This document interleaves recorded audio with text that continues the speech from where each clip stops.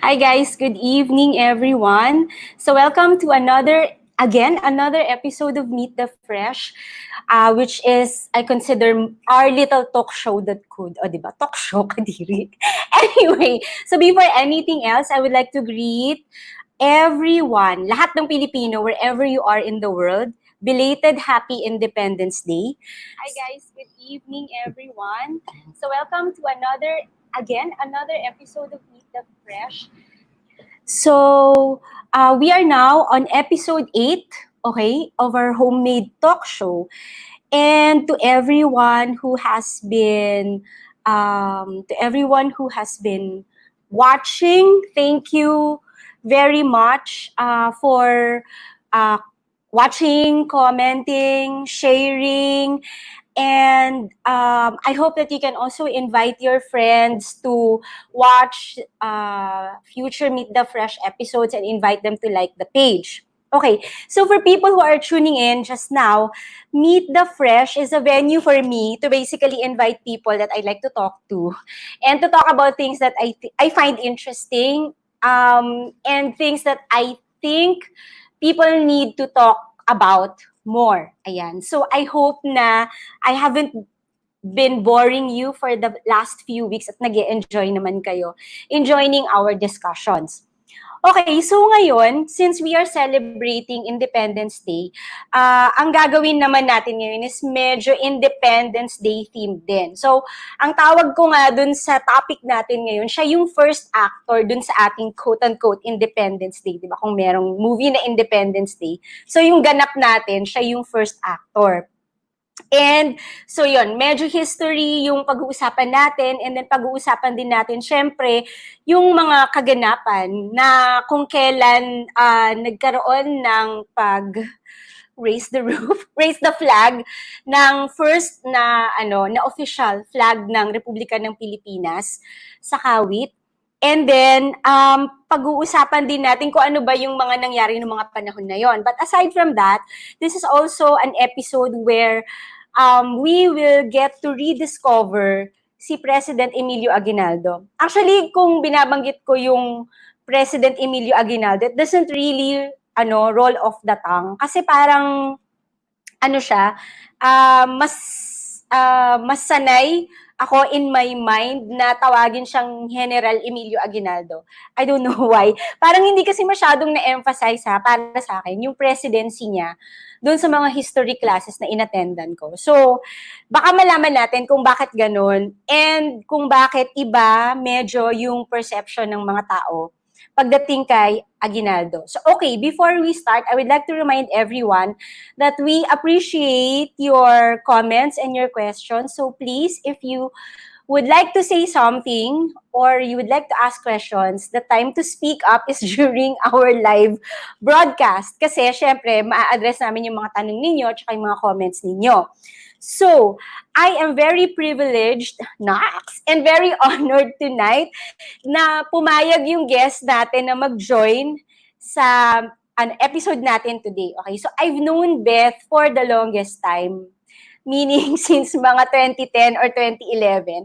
So nakilala ko siya through a common friend, pero mas naging close kami because of Twitter and because of the Twitter party. So nung mga panahon kasing yon, nung medyo slightly earlier days of Twitter, wala pa masyado yung mga away-away. Well, nag-aaway na din, pero yung issues kasi dati is more of on the RH bill. Pero wala pang mga eksena ng maraming masyadong bots, ganyan. And wala pang eksena ng mga fake trending or whatever. So, anyway, during the campaign to support the RH bill na thankfully ay naging eventually RH law. So doon kami mas nagkakilala ni Beth. Tapos syempre, nagka-chikahan na, nagka-chismisan ako sa mga tao sa Twitter. Alam mo na, masayang pag-usapan yan. Anyway, so, yun, close na kami. And, okay, so, ayan, hindi na ako magde-delay kasi syempre the clock is ticking at marami pa tayong pag-uusapan. So I will now introduce our guest for tonight and I am very honored to introduce to you si Miss Beth Angsioco. Hi, Beth. Sabi ko sa kanila, I'm so honored Honored ka naman dyan, sobra. Totoo, walang halong Magandang gabi, tekla. magandang gabi. Magandang gabi kahit naka-quarantine tayo. Oo, pero wait lang, baka hindi masyadong napapansin ng mga tao. Hindi po kami masyadong nag-abala sa outfit namin. Hindi. Oo. Ganito talaga kami sa bahay. Alam mo naman pag mga madam. Mga madam, pero dalagang Pilipino. So, ganito yung outfit, di ba? Of course, medyo mainit, kaya kailangan naka-aircon. Para hindi masyadong, kasi hindi masyadong nakakaganda yung pag tumatagaktak yung pawis. Anyway, ayan, oh my God, nakakahiya na naman ang ginagawa ko sa sarili ko. So, anyway, Ano ba? kasi chumichika lang talaga ako dito. So, ayan. So, syempre, kaya naman katagines dito dahil may mahalaga tayong pag-uusapan. Again, guys, kung may mga tanong tayo, minsan lang tayo nagkakaroon ng guest na katulad po ni Miss Elizabeth Angsioco. Let us take this opportunity.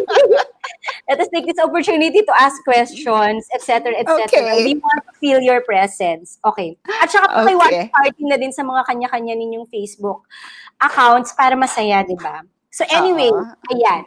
So ngayon, ang isang gabi na magkakaroon tayo ng rediscovery, o di ba? Ni President Emilio Aguinaldo. Kasi meron tayong idea kung sino siya, pero yung tanong ng tama ba yun? Or baka naman, hindi naman necessarily mali, pero baka kasi kulang yung kaalaman natin ng kung sino siya talaga. And what is the best way to do that than to have Miss Elizabeth Angsioco na naggawa ng makabagbag damdaming effort para i-transcribe at actually i-interpret at hulaan, 'di ba? Yung mensahe na gustong iparating ni Emilio Aguinaldo. So, before tayo mag-start, siguro yung first question ko sa iyo is if you can take us through your journey of rediscovery kay President Emilio Aguinaldo. Ayan. Wow, rediscovery talaga. I know, right? I hope I do justice, but this is my personal experience, no? Okay.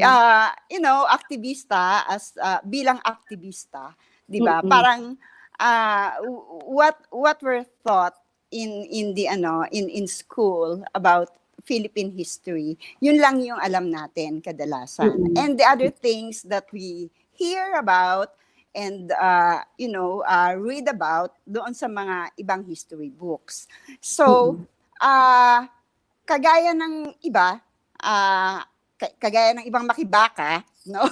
Ako I was an anti-Aguinaldo from my years of from my younger years hanggang medyo mas recent lang yon. It's not even siguro not even 10 years ago, no. But I have always been interested in history, in Filipino heritage.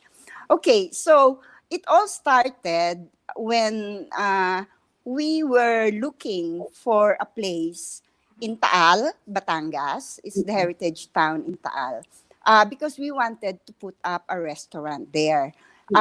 Actually, a friend of ours convinced us, to go and see the place and if we want, put up a restaurant. And it was a love at first sight for us sa Taal. Because it brought back, alam mo yun, kasi it's a heritage town, it made you feel like you were brought back to an era na ang tagal-tagal na, no?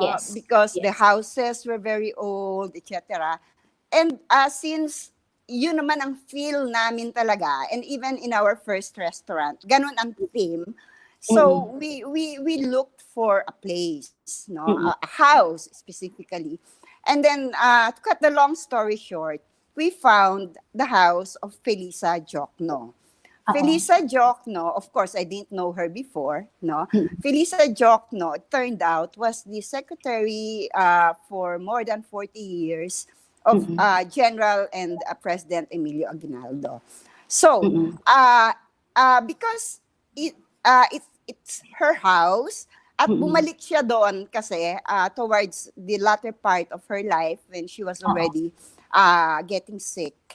na maraming mga historical memorabilia, no? Oo. So, it's a box full of kung ano-ano na mga dokumento, mga news clippings, papel ni Felisa, because she was also a teacher for the longest time.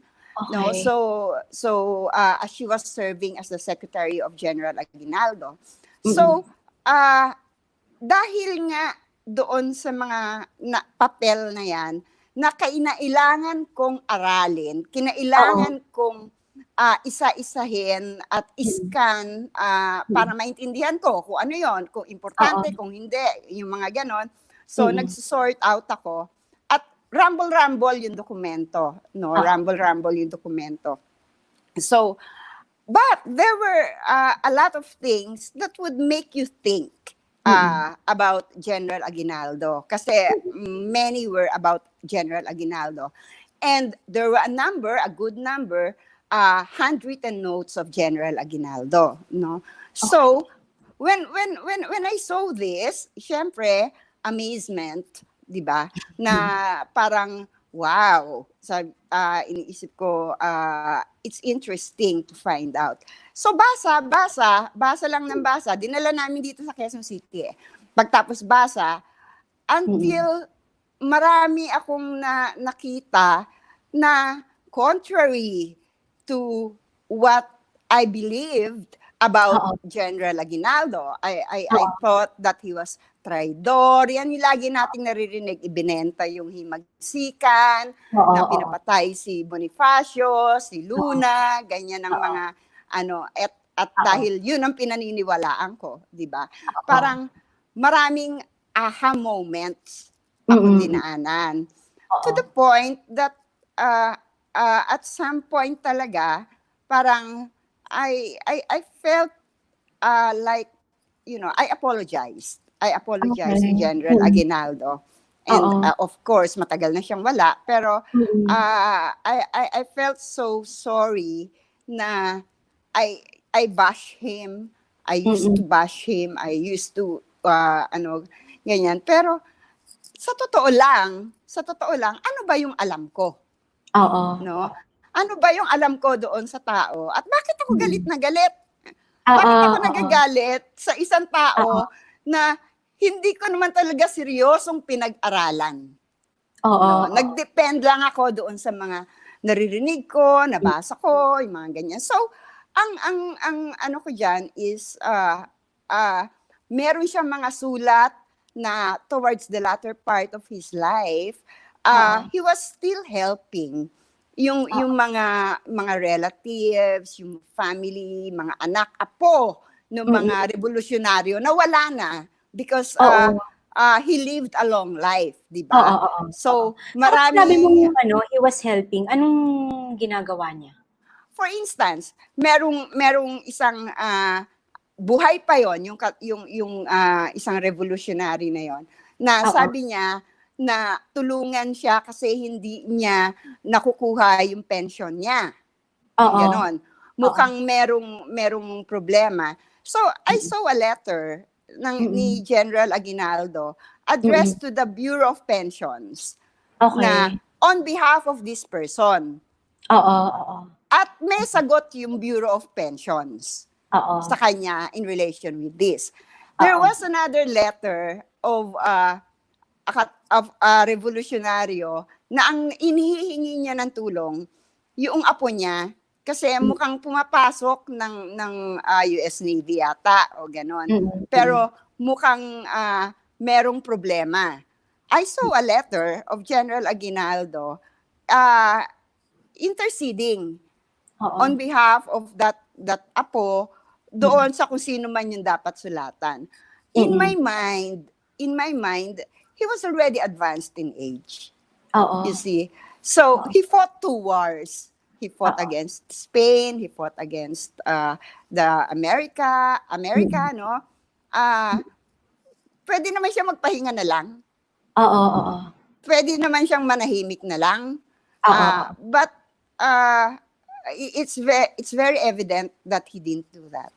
no? Mm-mm. At Oo. marami pang mga bagay, no? Halimbawa, yung pagbuo niya noong Asociación de los Veteranos de la Revolución, yung Okay. Association of the Veterans of the Revolution, that was Oo. already during the American period. At Okay. sila yung nagtrabaho para magkaroon ng pensyon, yung mga revolutionaryos. Oo. Kasi by that So, time, American period, ayun na siguro yung nag-uumpisa na talagang magpunta sa senior citizen, di ba? Yung mga revolusyonaryo, oo. Oo. So, Mm. tinrabaho nila yon and they succeeded, no? Oo. Yung pagbabalik ng ng Independence Day, kasi 'di ba June 12, pagkatapos Yes. naging July 4, according to Oo. the Americans. Oo. Pagkatapos matagal 'yon bago na ibalik sa sa Sa June June 12 12. ulit. Mm. Mm. So, tinrabaho din nila 'yon, no? Mm. At meron pang mga, alam mo yung mga kwento of those people who Mm. knew them, na Oo. si General daw, pag nagpunta ka kasi sa sa kanila, sa Kawit, doon sa Oo. sa bahay niya. Sa bahay, oo. Oo. Dumadagsa yung mga yung mga revolutionaryos doon. Mm. Okay? Mm. So, si General daw, kahit na kailan, lagi siyang tumutulong, no? Oo, Kahit oo. maliit na halaga lang, tinutulungan niya yung mga tao. Oo. Eh, Mm. alam mo ba yon, yung parang, ang tanda-tanda ko na, no? Please lang, pwede ba? Pwede naman akong manahimik, no? Oo, Mag-enjoy oo, na lang oo. ako sa buhay ko. But that was Oo. not the case. So, Oo. yung ganon, and we never knew about those things, di ba? Mm. Oo. So, and private citizen na siya. Matanda na Oo. siya noon. So, parang sa akin, if this guy was as bad as I thought he was, bakit niya Mm. kailangan gawin yun? Oo. So, all Okay. these things Tsaka made siguro me think. oo, tsaka siguro inisip ko talagang it's not like once in a while lang niya ginagawa. Talagang regular 'yun kasi kung hindi naman kakalat yung balita na lalapit ka sa kanya pag may kailangan ka, 'di ba? So parang dun sa Actually, mga veterano may recognition na kung sigurado kang may tulong na makukuha kung lalapit ka sa kanya, parang gano'n. at si Felisa daw yung may hawak ng listahan. Okay. Si Felisa daw yung, pagka nandiyan na si Felisa, "Uy, nandiyan na si Ma'am Felisa!" Yung mga ganon, Oo. no? Oo, So, oo. lahat yan, kwento rin, kahit na mismo nung nung mga kamag-anak ni General Aguinaldo. Kasi, Oo. yung mga bata nung araw na yon, natatandaan nila yon, no? So, Okay. yun, made me think a lot. And when I read through yung ibang mga dokumento na seryoso, halimbawa, kung bakit siya hindi nagsalita, because 40 years yata siyang, he kept his peace. Hindi siya nagsalita kahit ano yung ibinabato sa kanya. At saka ito Kung kumbaga ano-ano. dapat yung ultimate na tell-all, 'di ba? Kasi ang dami niyang background information na konti lang yung nabubuhay pa na nakakaalam o baka nga wala na. Tapos sobrang fundamental part siya nung history. Yes. In one of the papers I read, he responded to the question, bakit hindi siya nagsalita?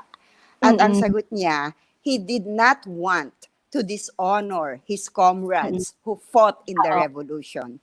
That's a very honorable way to put it, di ba? Binato ka na ng lahat, even the kitchen sink, nanahimik ka. Late na siya nagsalita, late na siya nagsulat Parang mga in the 40s, 40s na yan, nung nag-umpisa siyang magsulat. At nag-explika. Oo. Okay. So, dun sa mga pakikipag-usap mo sa mga historians, ano ba yung lumalabas na reason bakit nagkaroon ng, kasi parang concerted yung effort, 'di ba, na ma-vilify or alam mo yun, na magkaroon ng a certain type of image siya. So, Yeah. bakit nagkaroon ng ganun? sa mga pag-uusap namin, because I belong to Tunay na Kasaysayan ng Pilipinas. It's an NGO that espouses no hate history, no. Okay. Ano yung no hate history? Yun na nga, na hindi natin pag-aaway-awayin yung ating mga heroes. Lahat sila ay nag-contribute sa ating freedoms na tinatamasa ngayon, na ini-enjoy ngayon, no? And yung tuklas, it aims to go back to the sources, the primary sources, the secondary sources, at hindi yung mga interpretasyon na lang ng interpretasyon ng interpretasyon. So, what we want to do, and what we're doing, is really to study yung mga dokumento, no? Without aim of tarnishing anybody's honor or reputation, but to bring out, what we find out to be the truth in relation with Philippine history. Now, si General Aguinaldo, up until yung tawag dito, the American period, kasi he was anti-American. Okay. He was very anti-American. He even refused to learn English, no. Okay. Hindi siya nag-aral ng Ingles. Ang pakikipag-usap niya, it's either Filipino or Spanish. Ganun pa rin yung pakikipag-usap niya. So tawag doon, when the Americans took over, after that bitter Filipino-American War, hindi yan insurgency as they call it. It's a war fought by the Filipinos against the Americans who were, out to grab us from Spain. Ganon pinag-anuhan tayo Anyway, ang mga Amerikano, alam nila, hindi nila makukuha sa Aguinaldo. So, that's why, yung mga heroes, created heroes, di ba? Si Rizal, even Bonifacio. Ang tawag nga ng isang historian kay Bonifacio is the reinvented hero, no? Okay. Kasi ang nangyari, they really had to vilify Aguinaldo. Yung pagkakamatay, when you say they, who is they? the Americans, one. Yan, because they wouldn't have been able to have Aguinaldo go to them ng buong puso, di ba? So, excuse me. One of the things that perhaps a mistake on Aguinaldo's part was when there was an election and Quezon was running, he ran against Quezon. Doon lumabas si Quezon ang nagpalabas noong about Bonifacio, about Luna, yan, yung politika yan during that time. Mudslinging yung nangyari during that time. So, yun, mas natatandaan na kasi yun And aided by the Americans. Kasi amboy si Quezon. So, tawag doon, yun doon nagsimula.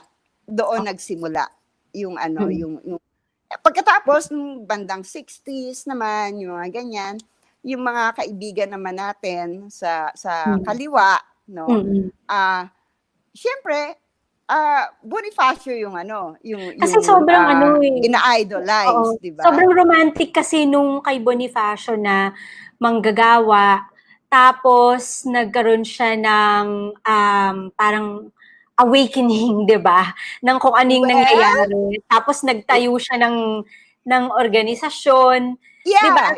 Sobrang romantic talaga nung cinematic 'yan pag ginawa mong, 'di ba? Pag ginawa mong tapos kung isasali mo pa dito ngayon yun yung umpisa, 'di ba? Sa latter part nung pumasok yung si Aguinaldo na yung para siyang sobrang telenovela kasi na 'di ba na manggagawa, nagtayo, tapos biglang aagawin ng mga naghaharing uri ng mga elites yung niyang movement. 'Di ba? Parang sobrang cinematic siya. Let me cut you there. Okay, You have to you have to disabuse your mind that Okay. Bonifacio was poor. He was Okay. not. Okay. He was not. Mm-mm. Hindi siya yung naghihirap na kung titingnan mo yung ano ni Bonifacio, yung kanyang buhay. Mm-mm. Hindi siya ganon. Yung Mm-mm. naging trabaho niya, sabi, bodegero, Oo. hindi equivalent yun So, ano siya, may-ari ng ah, bodega? Hindi kung, naman. nung kumikita ng minimum Okay. wage ngayon. Hindi ganun Okay. yun. Okay, Hindi okay. ganun yun. Ang pinagtatrabahuhan niya, malaking kumpanya. Okay. Malaking kumpanya yung pinagtatrabahuhan niya. Ano, slightly executive siya or managerial. Ganyan. Hindi naman, pero Oo. ano siya, siguro, yung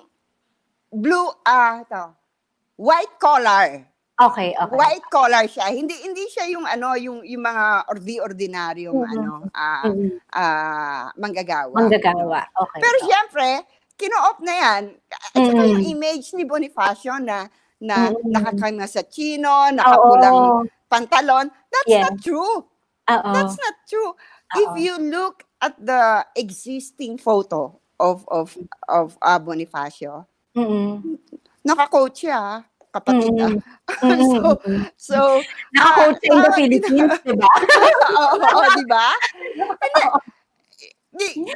Pero ibig sabihin, ka rin mo talaga, yun. And the circles that he moves within, hindi yung ordinaryo kasi naka-coach. Hindi. At hindi lang, the propaganda, yung ginawa ni Rizal, 'di ba? Na movement, no? Nandoon si Bonifacio.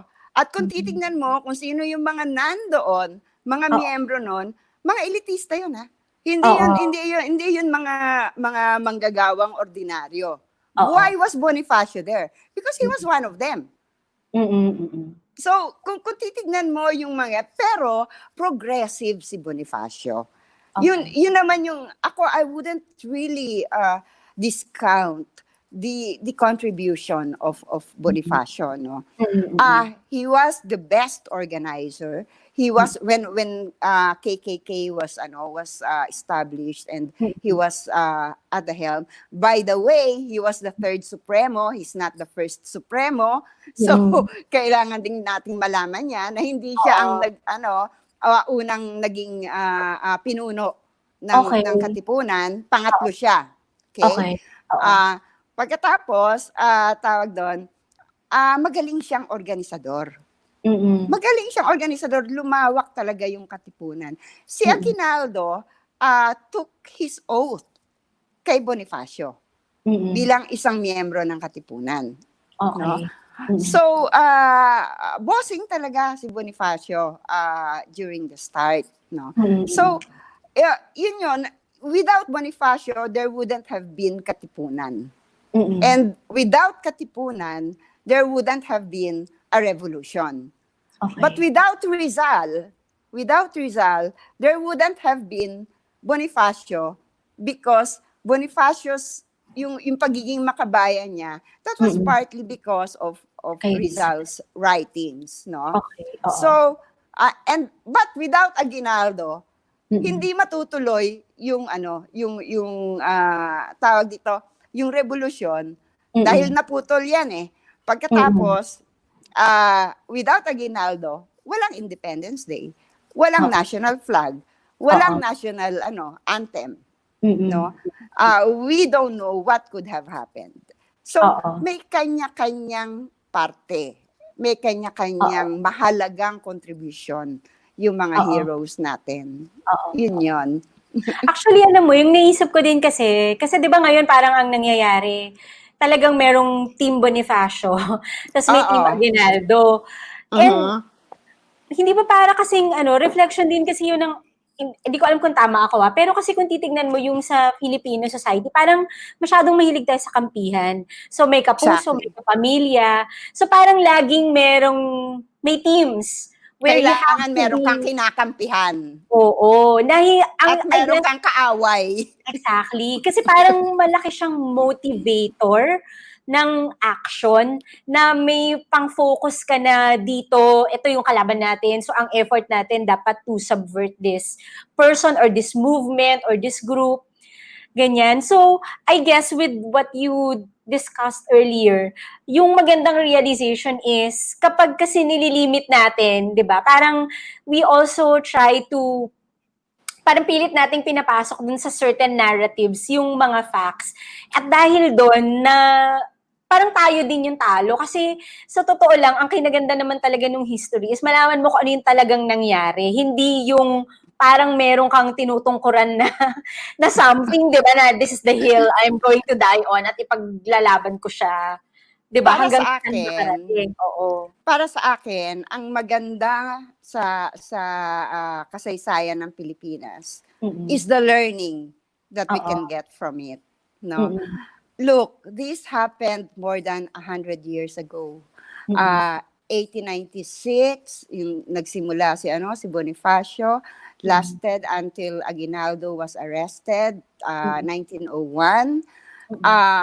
These were years when thousands and thousands of our people actually fought for our independence, for what we have now. My thinking is that when we discuss history, we try to learn from it. But we do not supplant kung ano yung alam natin ngayon doon sa dapat ganito ang ginawa ni dapat ganyan, no?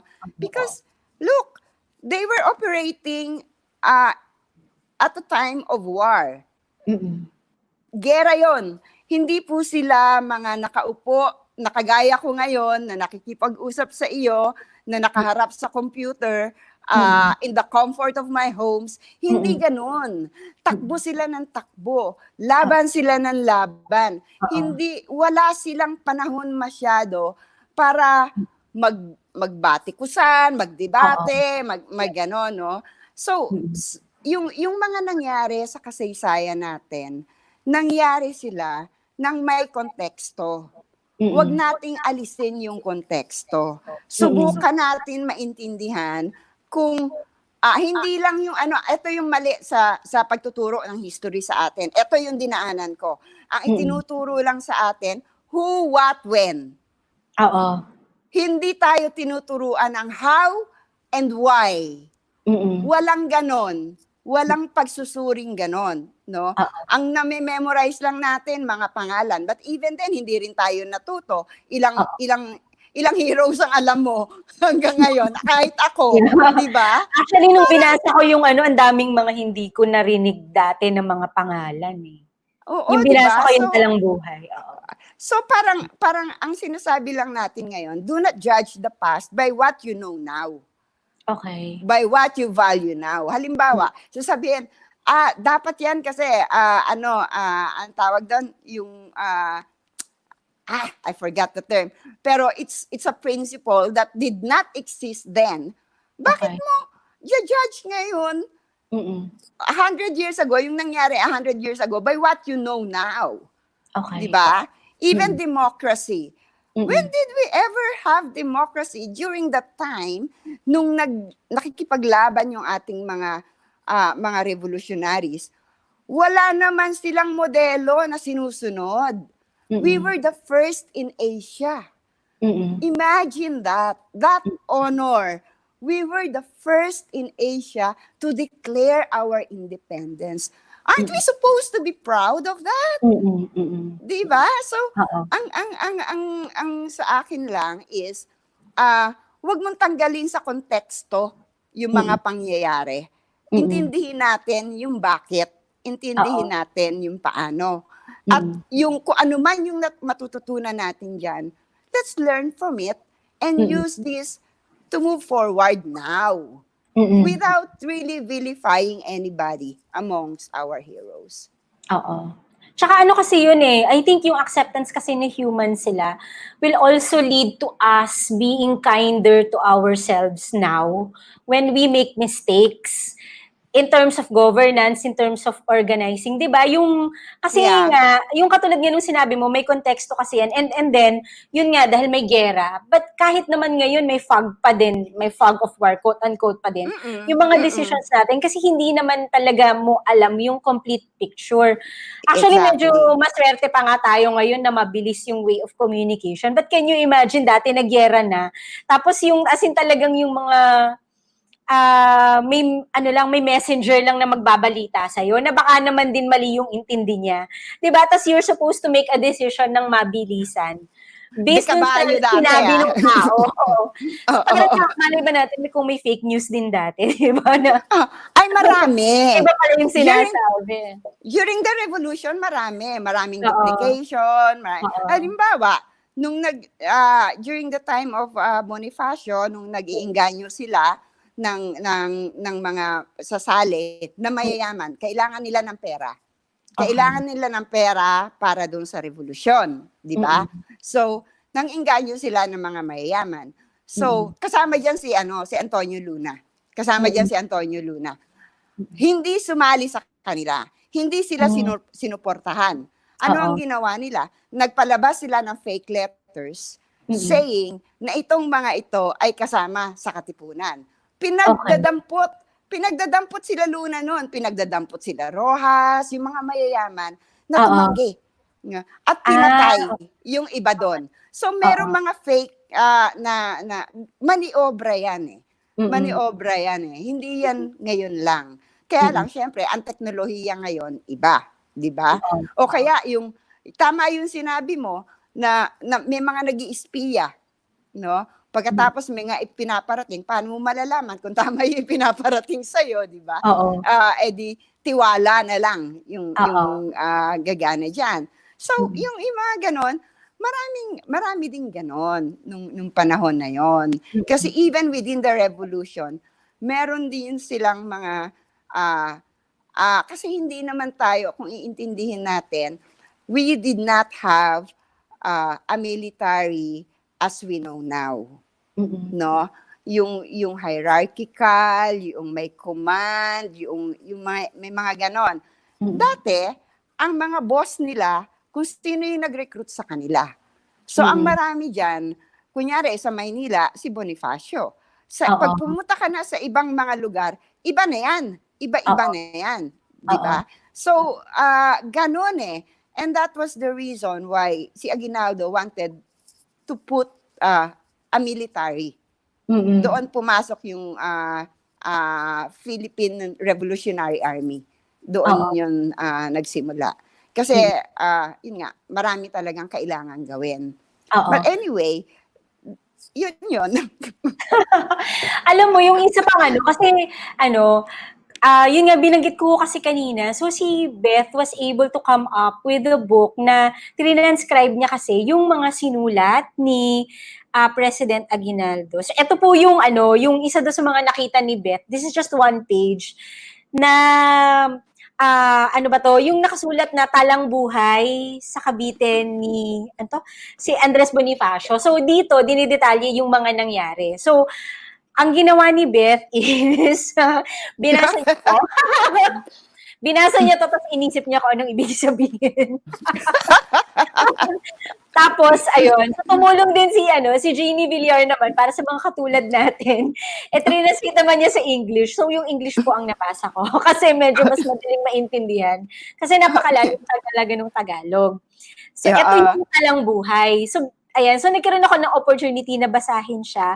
At yung nakita ko talaga para sa akin na importante dun is yung paulit-ulit niyang sinasabi na, kunyari, nung nakita niya na nagmamas na yung mga Spaniards doon sa may bandang one part ng Cavite, yung sinasabi niya talaga na natatakot siya. Diba? Nung nakita niya na marami sila, so natatakot siya. Pero yung sinasabi niya pero yun, gagawin pa din niya yung trabaho niya. Na I think is also important kasi parang, yun nga, kapag nagiging myth yung mga bayani, na parang ang hirap ding pantayan, at tapos iisipin ninyo na hindi ko pwedeng magawa yung mga na-accomplish nila. Although, can I just say, ang bongga-bongga ng na-accomplish. Kasi kung titignan mo si Emilio Aguinaldo, 28 years old lang ng mga panahon na to, di ba? Pero Yeah. wala rin naman siyang military training, pero kumbaga, pag kailangan talagang gawin, di sino pa nga ba, di ikaw din naman yung kikilos. So, I think para dun sa mga bagets, at saka para na rin sa mga matatanda, malaking bagay din kasi yung merong hero na mag-a-admit na natatakot siya and mag-a-admit na, na feeling niya hindi siya up to the task. Pero sige, gagawin pa din niya. 'Di ba? Kasi inuunahan tayo lagi ng takot. Hindi lang sa revolusyon but sa lahat ng aspeto ng buhay, 'di ba? So I think okay na. Magandang realization mo. Well, we have to realize also that many of our heroes were young.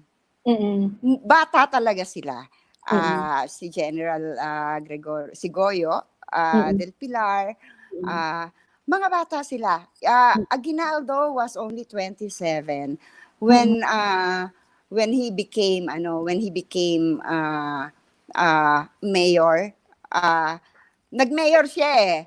Nag-mayor siya ng Kawit. So, kapitan municipal. That's how they call them, no? Alam mo, bilang mayor, ang isang naging advantage niya is you dealt with the Spanish and you dealt with the people.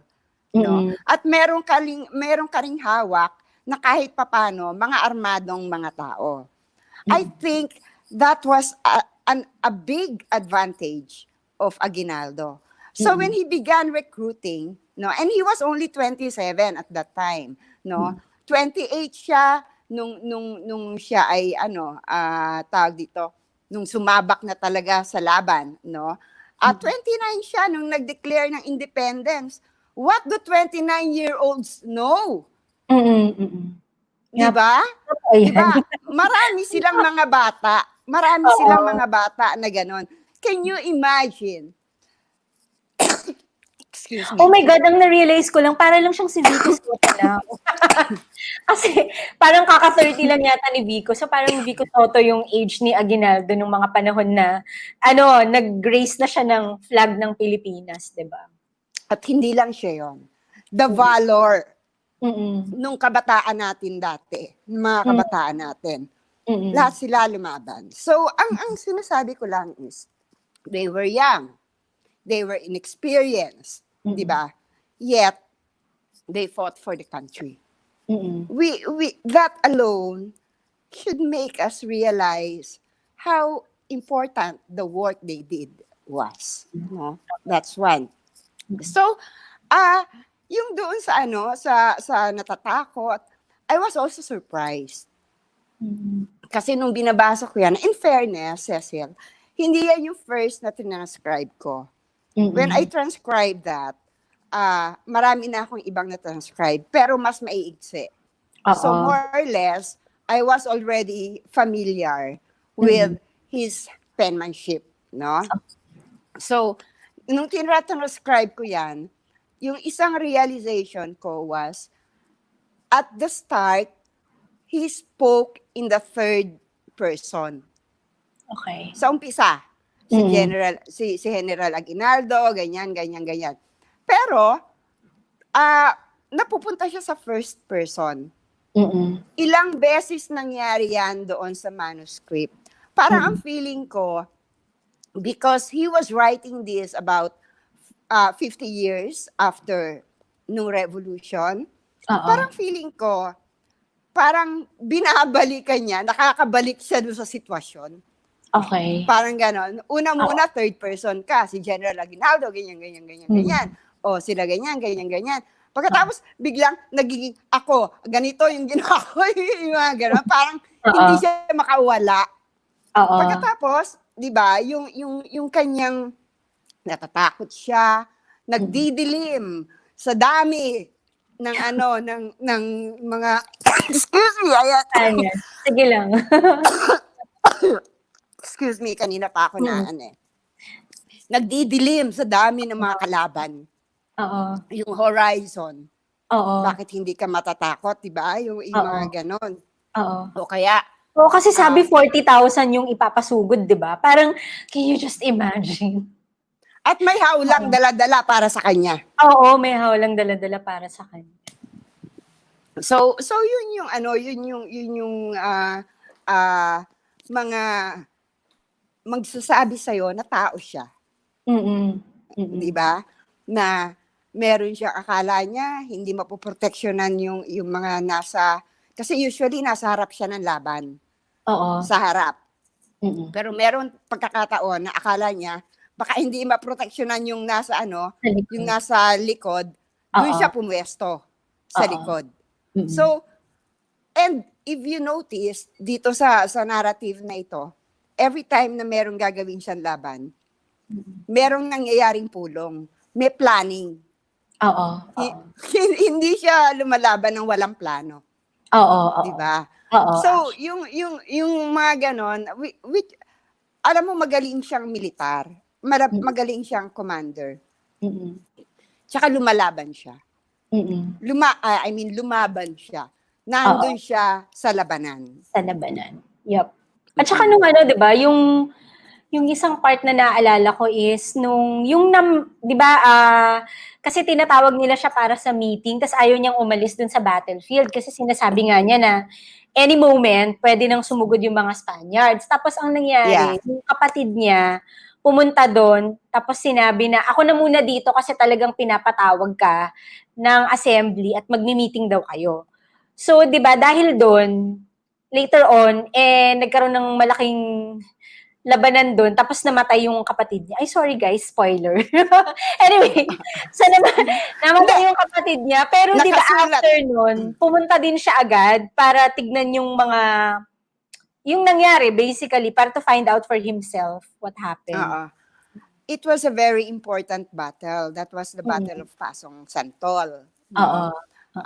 During that time, kasi December, as early as December, nung nalaman niya na merong 40,000 na mga Spanish forces na susugod, nagpapatawag na siya ng meeting para mag-unite na sana. Yung dalawang sorry. Excuse me, ano ba to? Ay, nako. Kanina pa kasi ako daldal ng daldal. Meron Oo ako nga sa'yo eh. Nakita ko yun, lagari ka. Lagari ka today. Oo. Anyway, nag-request siya ng meeting para mag-unite sana yung Magdalo tsaka yung Magdiwang. These are the two sanggunian sa Cavite during that time. Yes. May kanya-kanya silang hawak na teritoryo, etc. Nandun na si Bonifacio during that time. Pero ang gusto nila magkaroon ng eleksyon para magbotohan na para isa lang yung command doon sa lugar. Well, to be fair, ang sabi ng Magdiwang, okay lang, pero gusto nila naka-reserve yung pagiging pangulo kay Bonifacio. Na ayaw na Magdalo kasi ang sinasabi nila, dahil nga daw si Bonifacio yung pinuno ng Katipunan. Ang katwiran naman ng Magdalo, kung Katipunan lang yung inasahan nila doon sa laban sa Cavite, hindi mananalo. In fact, pagka dami-daming hindi Katipunero, yung sumama sa kanila para lumaban. So ang sinasabi nila, ito ay laban ng mga taong bayan, hindi na lang ng Katipunan. So, ang nangyari diyan, hindi sila nagkasundo, no? Tapos dumating pa si Pasiano Rizal, kapatid ni Jose Rizal, to tell them na babarilin na nga si Rizal. Si Rizal. So, ang nangyari doon, naghiwalay ulit kanya-kanyang kampo. Dumating yung sinasabi mo kasing pulong, that was the Tejeros Convention. Ito yung Tejeros Convention na nagpulong na yung Magdiwang tsaka yung Magdalo, no? Na pinangunahan ni Supremo Bonifacio. Pero ang nanalo si Aguinaldo. Doon sa na yon, sa pulong na yon. Wala si Aguinaldo doon. Na-elect siya in absentia. Hindi nga niya alam na nagpulong ng ganon. So, pinasundo siya sa Pasong Santol. Kasi nga, andyan na yung mga Kastila. Yung first na sumundo, hindi siya sumama. Kasi hindi sabi siya nga sumama. Sabi niya, it's too late now na andyan na yung mga kalaban, hindi ko maiiwan. ang pangalawang sugo si Crispolo Oo. So, Aguinaldo, kapatid niya. kapatid niya. General din 'yon. General din 'yon. Alam mo, umiyak ako nung nabasa ko yung yung palitan nila doon. How General Aguinaldo narrated that, 'di ba? Na nagyakap sila, na hindi siya makahindi, no? Pagkatapos inilipat niya yung authority kasi siya yung commander doon, inilipat niya yung authority kay Crispolo, pumunta siya doon sa Tejeros para mag-take ng oath, only to find out sarado yung Tejeros, pinasarado ni Bonifacio. So, tapos mababalitaan mo, patay na yung kapatid mo. Patay na yung kapatid niya. Oo. Oo. So, namatay doon sa laban na yun. Kasi ang sabi ni Crispolo, bago sila manalo, dadaan muna sila sa bangkay ko. In English, over my dead body. Yeah. So, ganun. And it happened. Oo. And it So, happened. sa kanya din siguro may guilt, di ba? Kasi ako dapat dyan eh. Kung hindi ako umalis. Exactly. Kaya nga, di ba, binalikan niya agad. So, these things, you can only get from General Aguinaldo. Kasi siya yung primary na player doon sa mga ganyang. But even then, if you look at the other history books, sinasabi din yan. Kaya lang mas detalyado si General Aguinaldo. Kasi siya yung nandun, 'di ba? So, yung ganyan, when I was transcribing it, ang dami-dami ko rin talagang natutunan, no? Of course, this is the point of view of General Aguinaldo. People will say that, 'di ba? Yes, But then you also have stories from the point of view of other heroes. So, if you believe the others, why aren't you going to believe this one?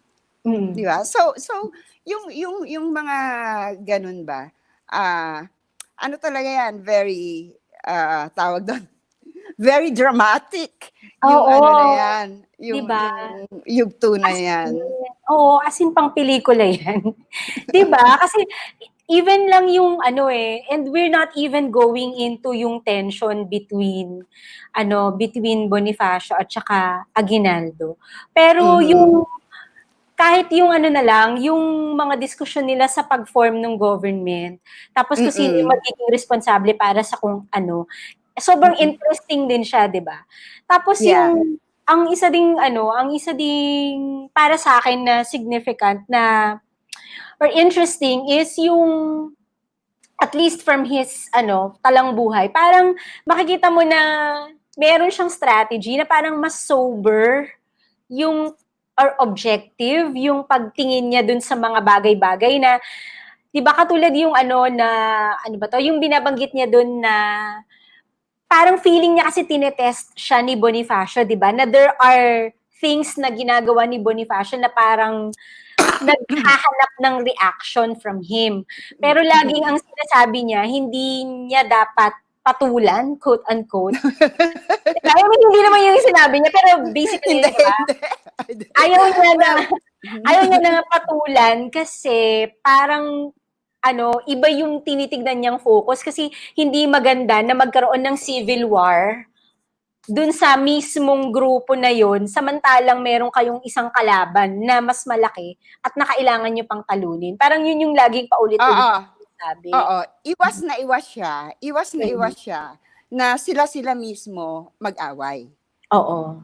Iniwasan niya talaga yon. Iwas na iwas siya. Remember, ilang beses siyang tinanggihan ni Bonifacio, lagi siyang humihingi ng tulong.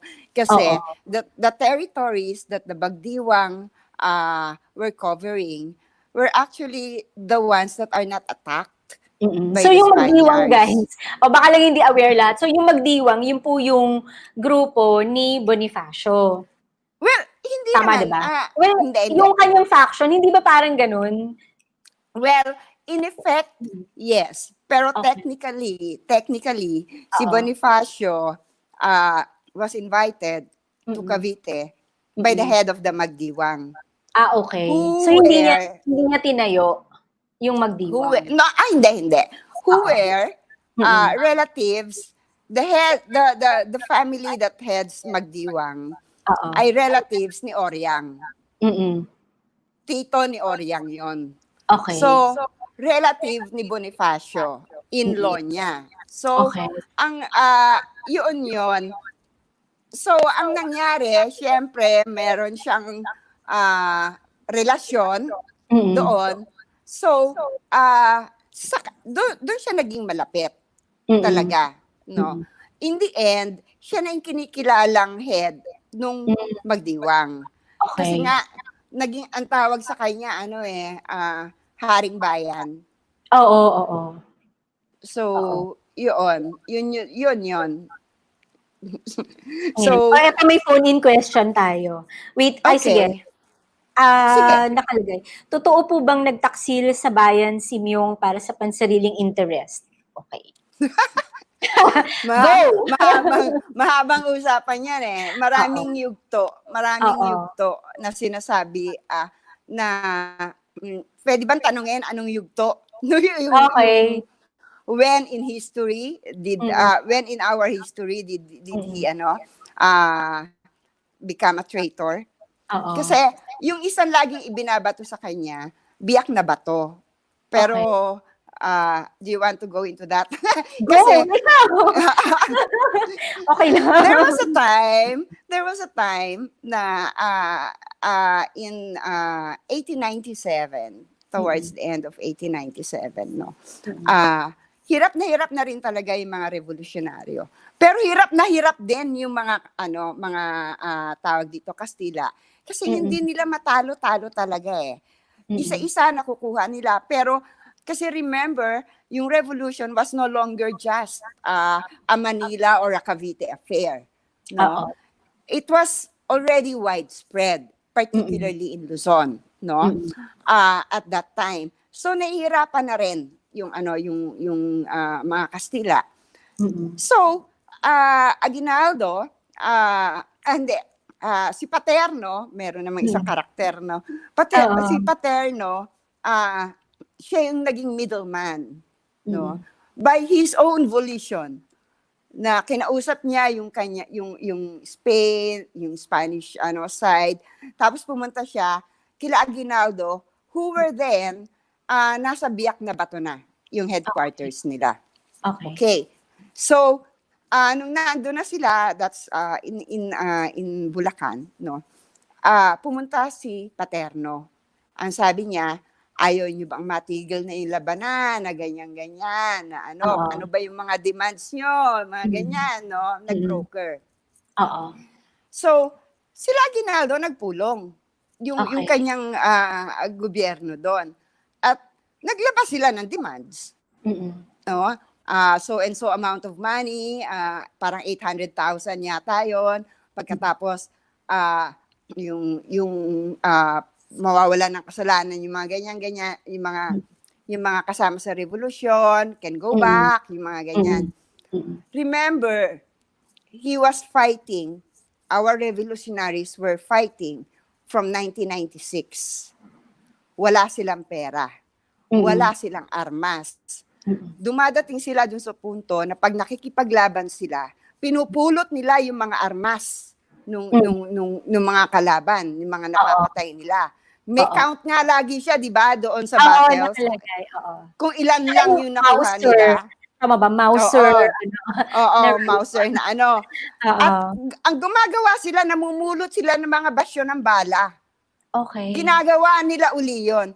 Hindi naman kasi nagpipiknik yung mga revolusyonaryo natin, So, ang nangyari during that time, nag-usap-usap din sila. Sige, let's put out these demands. Pinadala nila kay Paterno, no? Nagkaroon ng negosasyon. Pumayag ang Spain. Pagkatapos, ang isang condition doon is that sila Aguinaldo will go on exile. Okay. Which was the reason why they left and went to Hong Kong, no? Ang sabi nung iba, ito daw ibinenta ni Aguinaldo yung revolusyon. Ang hindi naiintindihan ng marami sa atin, nanalo doon sila Aguinaldo kasi nagbayad ng Espanya. 'Di ba? kung hindi ba naman sila panalo, bakit magbabayad ang Espanya? Bakit yuyuko ang Espanya na magbabayad sa'yo kung hindi ikaw panalo? Eh di pagpapatayin ko na lang kayo. Di ba? Ganun na lang ang gagawin ko. Pero hindi nga kaya ng Spain. Ang hindi alam din ng marami, when Aguinaldo was in and the leadership of the revolution were in Hong Kong, no? They were planning to go back. Yung pera na binayad sa kanila, and this is in many history books, inilagak yan ni Aguinaldo sa bangko, no? Hindi nila ginalaw yung principal. They were living off the interest of the money. Walang gumagalaw. Ang higpit-higpit nga daw ni Aguinaldo sa pera, galit na galit yung mga kasama niya. Kasi bibili ka ng sintas ng sapatos, kailangan mo ng resibo. And si Teodoro Agoncillo, the historian, actually said that there exists an accounting of all the monies that were spent by the revolutionaries in Hong Kong. And that was because of Aguinaldo. Bibili ka daw ng sapatos, ay siya ang bibili at bibili ng mura. So ganon, di ba? Ang sabi ng mga iba, ibinenta daw. Ibinili po nila ng ng mga armas. Yung pera. So when they came back, no, may mga shipment ng armas na ginamit sila. They never intended to stop the revolution, but they needed resources to continue the revolution. Yun. So, parang strategy yun. Nasaan yung pagtataksil? So, kung ganon yung if it's about biyak na bato, then that's the story. Kasi pera yun eh. Anong naramdaman mo nung binabasa mo yung mga notes niya? Kasi 'di ba parang goosebumps. 'Di ba kahit paano kasi personal siya, although you get the feeling naman na malamang he intended to publish it. Kasi 'di ba ayos na ayos. Parang sabi mo nga may mga notes pa ng kung paano yung flow. So talagang intention, hindi yun sinulat para sa sarili niya. Pero balak talaga i-publish. Pero still, di ba, these are personal papers of a person. Parang feeling ko, parang kami nagbabasa ng diary basically ng isang tao, di ba? Well, sa totoo lang, mas marami yung mga papel na kalat-kalat. This was the only document na talagang intact. Na talagang may cover sa harap, may cover sa likod, naka-fastener, may title, no, na nakasulat sa sa cardboard, yung board ng paper. So, I really thought that General Aguinaldo wrote this to be published. So, pero yung tawag dito, yung naramdaman, ang daming goosebumps, di ba? Ang daming kilabot moments. Parang parang ganon. At saka alam mo pala, ito pala yung isang nakalimutan ko pang erase kanina. Yung isang isang quote-unquote chismis na significant para sa akin dito sa Palang Buhay. Yung nagtangka pala silang itakas si Rizal nung time na na dadalhin siya dun sa Luneta para barilin. Di ba yung minention na ang plano ni Aguinaldo at Bonifacio pag nilabas na siya dun, tsaka nila siya itatakbo. Pero si Pasiano na yung nagsabi ng huwag na kayong mag-attempt. Totoo 'yon. May usapan according to General Aguinaldo. May agreement sila ni Supremo Bonifacio na itakas, agawin, 'di ba? Agawin si Jose Rizal.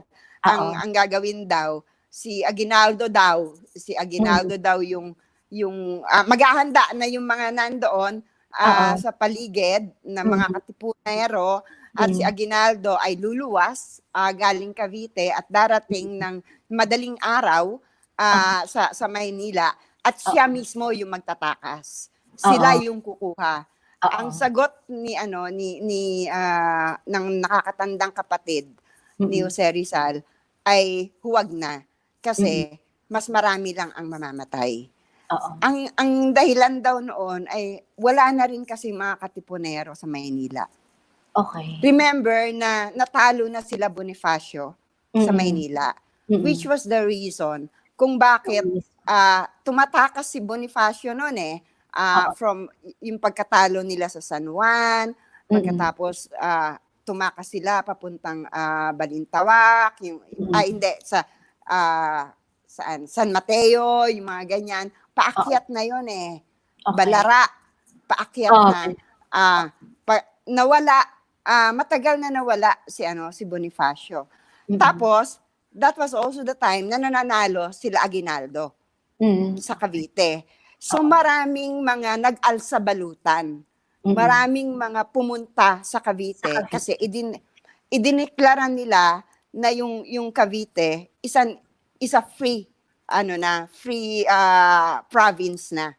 Kumbaga, independent na yung Cavite. Wala na mga Spanish doon So, pero sa Maynila, nagtakbuhan na yung mga katipunero at o kaya nagtatago na sila. So, wala kang asahan na pumalibot doon sa Luneta during the time na magbabantay kay Rizal. Yun ang sinasabi ni Pasiano. Ang sakit-sakit no, no? Ang sakit-sakit no, no? Sabihin mo, iyaan mo na lang mamatay yung kapatid ko. Kesa mas maraming mamatay. Di ba? In effect, ganun ang sinabi niya. So, ang daming goosebumps moment, ang daming cry moments. Pag nag-aral ng history. So, ito pa merong isang tanong. Yung tungkol naman dun sa relation, kung may kinalaman ba si Bonifacio, si Aguinaldo, yung sa kay Luna. Kasi 'di ba dahil nga dun sa pelikula, so parang naging may bagong generation na na-reinforce again yung kwento na si Aguinaldo may kinalaman sa pagkamatay ni General Luna. So yan, meron ka bang insight or more information na magbibigay about that naman? May isinulat diyan si General Aguinaldo. But even before yung isinulat ni General Aguinaldo, let's make some things clear, no? Si Luna po ay hindi bahagi noong mga nag-aklas laban sa Spain. Hindi siya bahagi noon. Pro-Espanya siya. Kampi siya sa Spain. Okay? Dumating si Luna noong he was introduced to General Aguinaldo by Agoncillo na sinasabi magaling, nag-aral ng military, mga ganyan sa abroad kasi nga nag-exile si Luna di ba? Pagkatapos ng pagkakahuli sa kanya, pinakawalan siya, nag-exile siya. Nasa Europa siya. Mayaman siya Mayaman yung mga Luna So, tawag dito, at that time naman, yung konteksto, ito yung konteksto sila Aguinaldo lumalaban na sa Amerika, no? Tapos ang gusto ng government ni Aguinaldo magtayo ng isang republika. No? Magiging Malolos Republic, di ba? Doon pumapasok ngayon si Luna. Okay. Bakit kailangan si Luna? Kasi sabi nga magaling na militar, di ba? Nag-aral sa Europa, etc. Ganyan. Alam mo si Aguinaldo nakikinig yan kay Agoncillo So, ang ginawa niya, tinanggap niya si Luna. Also because he needed to establish an army. Yung totoong army. Kasi at that time also, sila Agoncillo, ito yung context, sila Agoncillo was trying to have the republic recognized by Oo. other countries. Okay. Diba? Nakita ko yung mga sulat dun sa bahay ni Agoncillo kasi 'di ba dun sa Taal ho kasi ginawang museum Oo. yung bahay. So makikita niyo yung mga ibang work at saka efforts ni Agoncillo sa diplomacy. Oo. Siya yung siya yung the first diplomat talaga eh. Ang gusto kasi nila ma-recognize ng ibang estado ang Pilipinas because that's legitimacy. 'Di ba? Ganon yun eh. That's the way it goes eh. Ngayon, to prove legitimacy, you have two very important things. One, a functional government. Two, a military. Okay. No? Yung functional government, yun na yung Malolos Republic. Yun na yung binabalak nila na Malolos Republic. Ang problema nila ngayon, yung military, dahil nga kanya-kanya yan eh. Para may mga chieftains yan eh, no? So, si Aguinaldo lang talaga yung pinakikinggan overall. So, kinuha niya si Luna.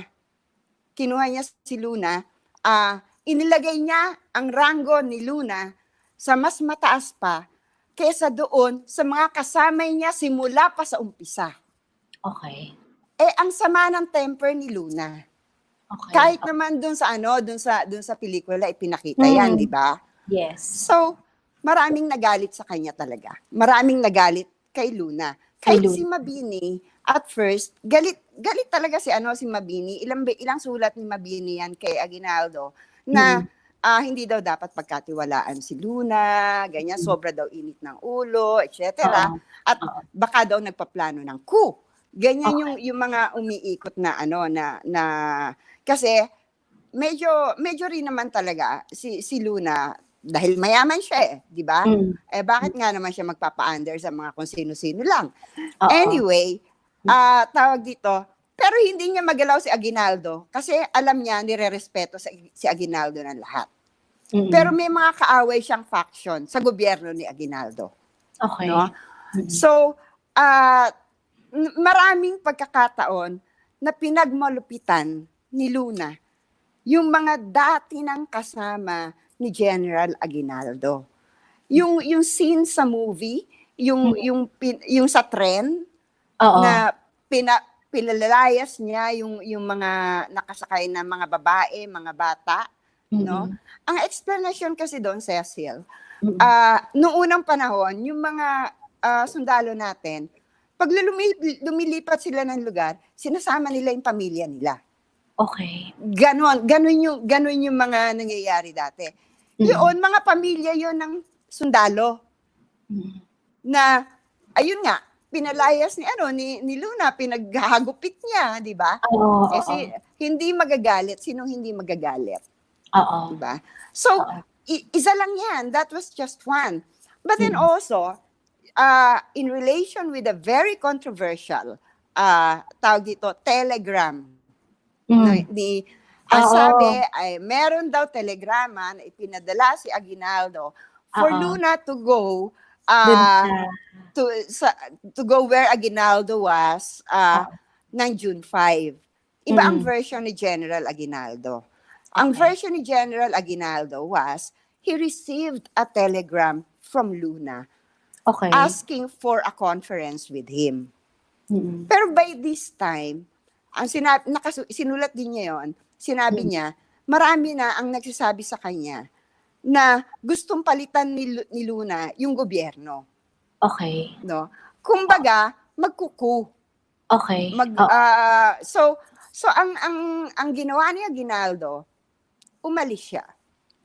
Umalis siya, sinama niya, minik niya si General Gregorio del Pilar.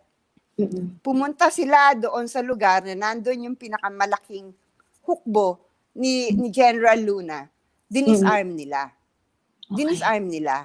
So, ibig sabihin, tawag doon, si Aguinaldo nga kasi nagpaplano. Di ba? May plano na siya, kaysa datnan siya ni Luna noon, kumilos na sila para ma-diffuse yung plano na golpe de estado, ang tawag nila golpe de estado, which essentially means coup. So, ang nangyari doon niya na nalaman, even the commander in that place where he was, siya yung nagsabi, may telegrama siyang natanggap that Luna was killed. At sinabi rin niya, hindi ko lang matandaan ano yung si General something Sinabi rin niya, natulalay si Aguinaldo. Oo. Natulalay siya doon nung nabalitaan niya. Nabalitaan niya yon, ano. Yung mga naiwan doon sa ano ni Aguinaldo, doon sa residensya, no? Were Kawit people. And sabi naman sa'yo, maraming galit kay Luna. Oo. So, at that time, di ba, sinigawan pa sila ni Luna, yung ganyan-ganyan. At that time, so, ganun ang nangyari sa kanya. So, ang sagot ni General Aguinaldo, which to me was very logical, when he was asked by Teodoro Agoncillo, the historian, did you have Luna killed? Ang sagot daw ni General Aguinaldo was, hindi naman, I'm not a fool, sabi ni General Aguinaldo, that I will have him, if I wanted to, I would have him killed right in my house. Hindi doon, sa akin pupunta yung sisi. Kung gusto ko na ipapatay siya, madali ko siyang ipapapatay sa aking mga sundalo sa labanan. Oo, kasi at wala mga hindi Amerikano, ang mga Amerikano ang masisisi. Oo. To me, that makes a lot of sense, especially since you're talking with a general who has for years been doing tactics and strategies. Oo. 'Di ba? So, yun yung ano, so ang sabi ni Aguinaldo talaga, yung kay Luna, wala siyang kinalaman doon. Unfortunately, in the movie, no? Hindi ganon. Hindi ganon ang portrayal. Nakakatuwa nga kasi yung mga ibang tao makikipagtalo sa'yo tungkol sa history, ang isa cite na source yung movie. Ganun yun talaga. Uso yun ngayon, mag-research. Tapos wag ka daw kasi sa libro kasi ano yun boring yung bingo. Kailangan So ayan, medyo napatagal na tayo. Baka masyado yung for you. So ito na lang muna. I have some photos pa dito that you shared. So tatanong ko lang if you can share lang some ito po yung libro na hindi pa siya lumalabas, di ba? Baka, if you can, share with us any details kung kailan siya lalabas. Well, ang usapan, kasi it's been published. It's published by, the National Historical Commission of the Philippines, So, initially, it was scheduled to be launched last March 22. Okay. Na-COVID tayo. Kasi birthday ni General Miong yun And end of his 150th. So, nag-usap kami ng NHCP, we will identify a date within August kasi History Month. At doon siya ilo-launch yung libro sa Kawit. Nice. Sana pwede na tayong lahat. Sana nga Umatak ng Kawit, di ba? For this. Oo, kasi masaya din siyang pag meron kang kakaibang ganap or activity for the launching of this book. Kasi it's very and the place is historic din talaga. Tapos this picture, you also shared this with me. So ano yung nangyayari dito? Etong picture na to. Wait lang, sorry, parang hindi pala nila nakikita. Sorry naman po. Ayan. Okay. Yung pictures na yan show si General Aguinaldo and the Association of the Veterans of the Revolution. Okay. Yan yun. Yan yung mga gatherings nila. If you see, sa akin, it's a proof that the general was really very well regarded and very well respected by his peers. No? Kasi, biro mo nagagawa pa nilang mag-gather ng mga ganyan, matatanda na sila. So, yan yung mga pictures na yan. Would you have any idea kung saan to? Or iba-ibang lugar ba yung pinagdadausan nila ng mga ganitong what I know, itong meetup na to, hindi ko alam kung saan kasi wala namang nakasulat, no?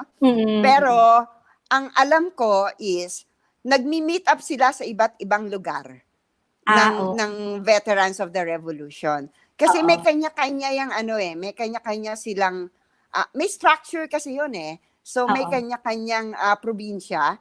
Alam ko, nakakita ako ng picture niya sa Bulacan, nakakita ko ng picture niya sa Dagupan. So may mga ganon, no. Hindi ko lang alam itong picture na to kung saan. And then here's another picture. Siya ba to? Tong nandito sa dulo.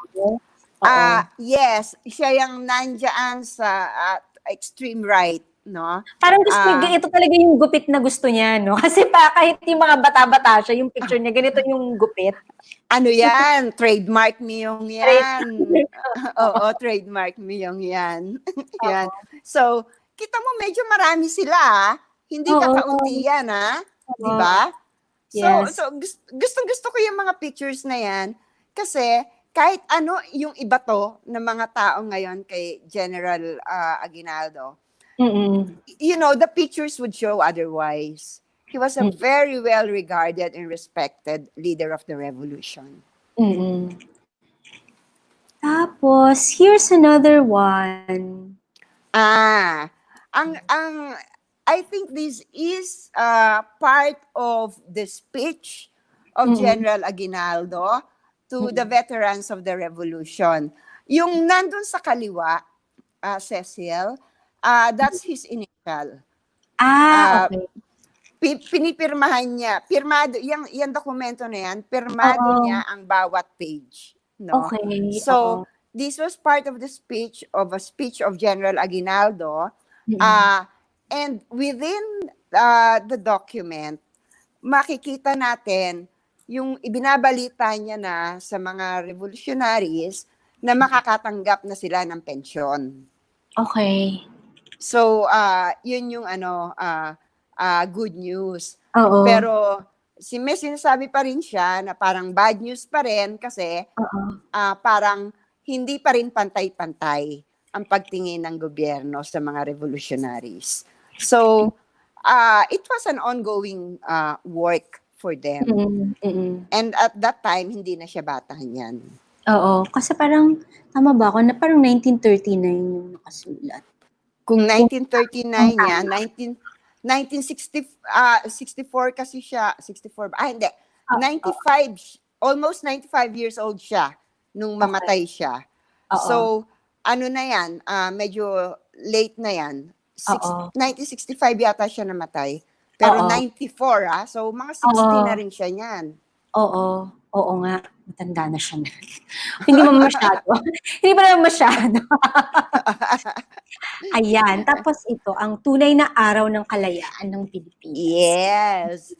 That's a statement of General Aguinaldo on why we should consider June 12 as our Independence Day and not July 4 as dictated by the Americans. Yan yung papel na yan. Document na yan. Na nagtagumpay naman siya kasi eto tayo ngayon. Nagsi-celebrate ng Independence Day. Anyway, ayan, dahil 9:30 na. Overtime tayo ng 30 minutes. Sorry naman po. Okay. Parang pagod na pagod ka na magsalita. So anyway, thank you again for guesting. Thank you very much. Thank you very much. Very interesting.